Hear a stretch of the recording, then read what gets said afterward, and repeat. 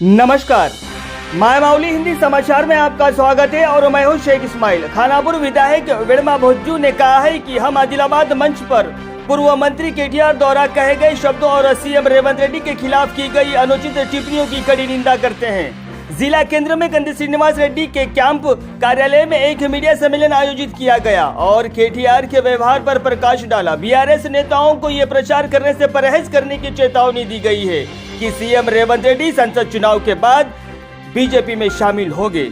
उन्होंने उसमें मुंह पर नियंत्रण रखने को बोला और कहा है कि उन पर अधारिकता के कारण ऐसी टिप्पणियां करने का आरोप लगाया क्योंकि वे सत्ता के नुकसान को पचा नहीं पा रहे हैं। बीआरएस और भाजपा का रवैया गलत था और वे गुस्से में थे। पिछली सरकार की नाकामियों पर पानी फेरा गया। उन्होंने कहा है कि हम इस पिछड़े इलाके के विकास के लिए क्या किया गया। कांग्रेस पार्टी को सरकार पर अनावश्यक आरोप लगाने से बचना चाहिए। उन्होंने कहा है कि अगर वे मुख्यमंत्री और कांग्रेस पार्टी को बदनाम करना चाहते हैं तो चुप नहीं बैठेंगे और अपनी ताकत दिखाएंगे। उन्होंने इस बात से इनकार किया है कि बीआरएस ने तेलंगाना के गद्दारों को पार्टी में शामिल करके और मंत्री पद हासिल करके तेलंगाना के वास्तविक कार्यकर्ताओं की अपेक्षा की है। उन्होंने टिप्पणी की है कि बीआरएस ने वास्तव में भाजपा से दोस्ती कर ली है। जब भाजपा केंद्र में नट्टा कानून लेकर आई तो उन्होंने अपना समर्थन जताया और चुप रहे। यदि संविधान बदलना है तो चुप्पी यातना है। उन्होंने उन पर उस किसानों को भड़काने का आरोप लगाया है कि जो सत्ता में खोने के बाद इसे सहन नहीं कर सके। ये शर्म की बात है कि बीआरएस नेता पूछ रहे हैं कि 2 लाख की कर्ज माफी का क्या हुआ है।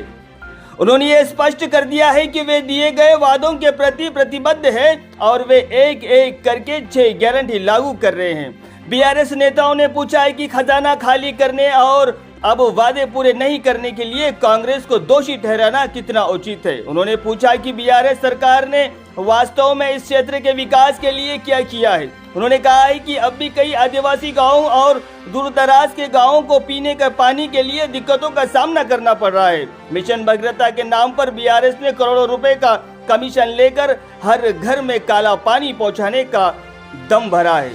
तीखी आलोचना की। उन्होंने चुनौती दी है कि अगर सचमुच पानी की समस्या का समाधान हुआ तो गांवों में विद्रोह हो जाएगा और अगर यही सच रहा तो वे विधायक पद से इस्तीफा दे देंगे। उन्होंने कहा है कि अपनी गलतियों पर पर्दा डालने के लिए कांग्रेस पर बेबुनियादी आरोप लगाकर आगामी चुनाव में फायदा लेने की कोशिश कर रहे हैं और कहा है कि बीजेपी और बीआरएस को इस क्षेत्र के लिए कुछ नहीं किया है। उन्हें वोट दें और बार बार धोखा न खाए।